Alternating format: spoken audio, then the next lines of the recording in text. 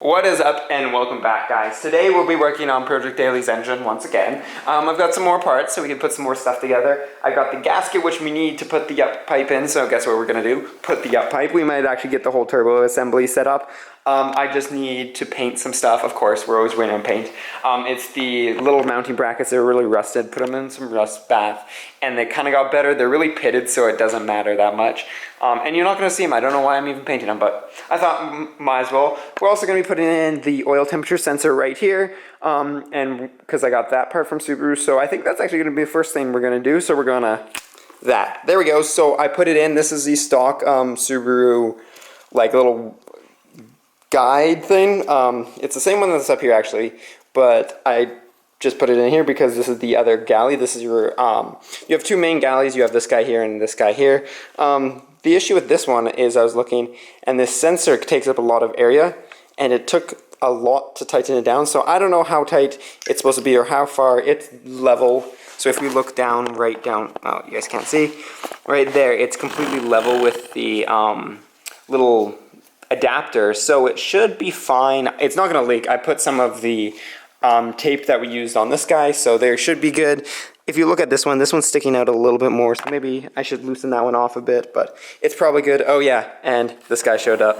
You know Arthur, he's been in a couple of videos, guys, so he's just coming, helping me, and watching me figure out what is going on. So I think the next thing we're gonna do is the downpipe. Not the downpipe, the uppipe. So I have the gasket somewhere around here. Oh, this guy from Subaru, once we figured out the part number, they couldn't figure out what part number was, but we eventually found it, so we got this guy, so we can mount the up pipe that we are going to mount last episode, actually. So we'll do that, and then I think the next thing is probably, I'm painting some stuff, as I said, so that's got to dry, but I think we can pretty much mount the turbo, which is awesome, get that out of the way, and then we're waiting on fuel lines, so we can't mount. That guy didn't take manifold, but I'm sure there's lots of other stuff that we can put on. I painted the little alligator clip things for that other hose that we took off of last episode, so that we'll probably put on once those have dried. The paint really doesn't take that long to dry in here. It's also pretty light coats. I'm not too worried, so there we go. I might actually ceramic coat those little guys for the downpipe because they are right beside metal. Maybe it'll be more efficient, I don't know. But I don't know if this rust check paint is really high temp stuff. There we go, we got up pipe, gasket, headers. So now we just got to torque them down. The torque spec is 26 foot-pounds, so put that on the torque wrench and then torque them down. And then I have the thing over there, the bracket, drying, so we'll figure out what we need to do with these studs. This is the new fresh oil feed line that I got from Subaru because you guys saw the other one. The other one wasn't coming off. This one has the proper specs, so that will be mounted on once we have the turbo. But again, I have new studs for this guy, and then I have the new brackets, so it should all bolt together nice and prettily once we have everything together. There we go. It's all good to go. It's mounted on there.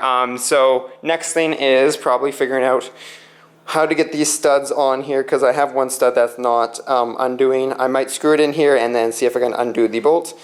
Other than that, we got that. Turbo needs to go on, and the bracket needs to go on. Coolant lines. The one coolant, the inlet coolant line that goes like up here, won't be on because that's off the manifold, but we will have turbo oil out, coolant out, and oil in. So I got this guy on. These clamps are actually supposed to be facing the header, but there's no way they fit. So I kind of just have it this way. So I have it, so if this belt snaps, I guess, it's not going to take out that line, which I thought made sense, but according to some diagrams, it doesn't, and it faces the other way and protects it from the heat from the headers. But I guess this way it protects it from that, and we also won't be getting that much heat because we got heat wrap on here. So I also put the studs on as I showed you guys. So I got to figure out how to get these studs in. So once these are on, it's pretty much time to get the turbo on. I took the turbo and just tossed it, or didn't toss it. I just sprayed it down with some brake cleaners, clean up some of the spots, but it's not too dirty, so that wasn't that big of a deal. I'm going to put a little bit of oil in here. This is where that banjo bolt goes. Yes, that is it, where it goes to oil the turbo. So there hasn't been oil in here for a while, so I thought I might as well just toss them in.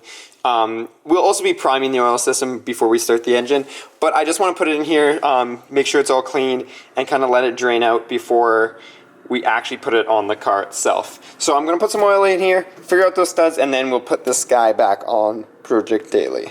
I got one stud in, guys. So what I've ended up doing is you put the two different nuts on here, you lock them together, you put this in, and then I impact them in because the studs are really hard to get in.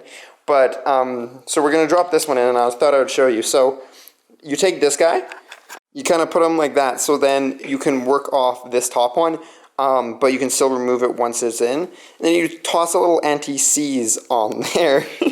Then you just toss it in, screw it down with your hand, which isn't going to be very far because they're super tight. I'm using the impact because, well, it's a lot faster, and then I don't have to wrench on it. And then wear some safety glasses in case, you know, something breaks. And put them on. And then, and then just tighten it down. Like that. There we go. We got a stud in. And then what you want to do is you want to break these two bolts apart. So you're going to have to put your wrench on and then take your impact, put it on reverse, and then just split them, and then you can do the same to your next stud. We've only got one more, and then I've got to figure out, this guy actually is essentially a nut now, which, I mean, will work, so we'll probably just end up working with that. But I won't have all the nuts to mount the turbo back on, but we'll be able to put the turbo on, put the gasket on. We just won't torque it down, which is all fine because I need to get some more of these anyways. So there we go. We got 1, 2, 3, 4 studs in, and then this guy is now a bolt. This stud is now just going to be a bolt. I'm done with it. I tried getting it to loosen, but it's not. So now it's time to mount the bracket that mounts the turbo. So I just mounted this guy up. This was just painted. As you can see, it's a little bit rusty, but that's not rust. That's just the metal. But we're going to leave it like that because, well, you don't see it. So we're just going to put it on. So there's a bolt hiding in there where my finger is, this guy. And then there's a bolt here. And then that holds this whole up pipe assembly and the turbo on. So we're going to put that on like, check it. I got it off. So what I did is I took the impact and just impacted this stud into the up pipe. And then I essentially just put it in reverse, and it somehow magically came off. So what we're going to do is we're going to actually put this on now the correct way. We're going to go all the way down to where it needs to be after I put some anti-seize on it. And then we're going to take this off. I'm going to cut some hose. We're going to mount the hose up, and then we're going to slap the turbo on there. And just like that, we'll have a turboed Subaru again. So there we go. We have a new hose on here with a worm gear clamp, just because I don't want this to fall off. Because if this falls off, all the turbo oil is going to go on the ground, so that's not going to happen. And also, I kind of lost this one. So this is the stock kind of thing they use.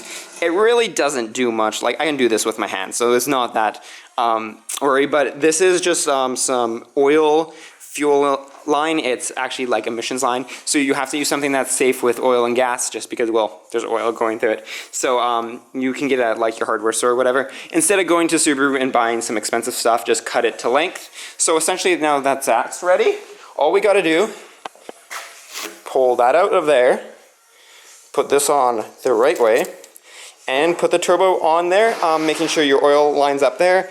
And then this is coolant, so we will worry about that in a minute. And then we'll put on this once we put on the banjo bolt.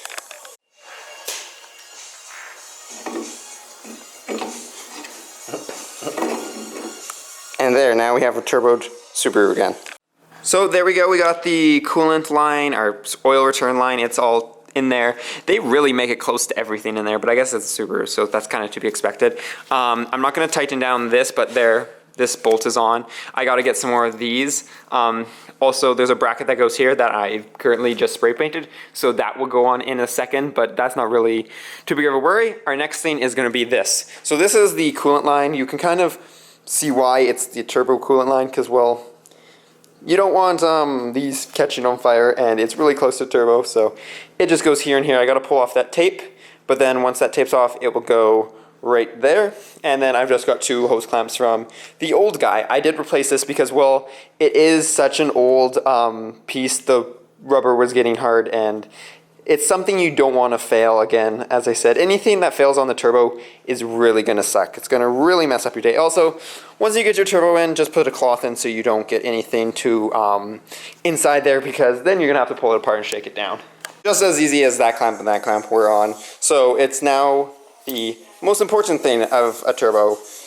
is the oiling. So what we'd be using that's good English. It's called a banjo bolt, and I'm sure if you guys have worked with Subarus, you know exactly what they are. They're one of these guys that is a hollow, and it's got one of the holes right there. So essentially this guy goes in here, but you got to put a crush washer. They're a little copper crush washer that goes in between, and then once you screw it down, it provides a seal, a high pressure seal, mind you, to feed it. So if you're ever leaking oil, that's probably your area if you got a bad one of these. But yeah, some people hate these with a passion. They seem to work pretty well. Some Subaru stock Subarus come with a filter on them. They clog up, blow up your turbo, not a good thing. So if you were doing something like this with a WRX, I would recommend just taking out the screen because, well, look, STi doesn't have one. It's not a big deal. So we'll toss this on. I'll put the pressure washers on, and then we'll tighten it down to spec, and then I think that's pretty much it today. But look at that, we got the whole turbo assembly ready to go, and really the next thing is the manifold, and we're getting so close, guys. I can feel it. Well, kind of. We got to work on the engine bay and stuff, and there's a lot more stuff to go on.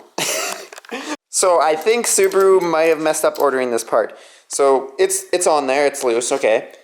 There's no way that's gonna go on there, but somehow I was looking at the stock one, and look at it's, even though it is bent because we had to bend it to get it off, it does have a bend behind the wastegate actuator. So yeah, that's the issue. I'm gonna go to Subaru and tell them you should maybe cross-check your VINs or something. I don't know, but they're gonna have to give me that part because that is a big issue. And yeah, so that's all we're going to do today because, well, I've got this bracket drying. We do have the turbo on, and it is looking good, so we are making some good progress. So as I said, the next big thing is going to be the manifold. We're going to get that on. Once the fuel lines show up, hopefully those show up soon. Usually it takes 2 to 3 days for Subaru to get the parts in. So we're going to do that, and then I got to take off the turbo. Well, we've got one bolt on there, so that's going to be it. But next video, we're also going to be installing this guy. This is the turbo blanket. That's why I kind of left these all loose, is because when we put it on, we just pop this guy off because none of these are tightened down. We don't have the right bolts. So we pop this off once we figured out the lines, and we get to put on the thermal blanket. It's the same company that makes the blanket or the wrap for the header, so it's the same stuff. But yeah, this just is going to keep the engine bays down. It's going to help cool the engine, and it's just going to be a lot better, make it the turbo more efficient, and all that fun stuff. But that's going to be it for today. So as always, peace out and stay humble.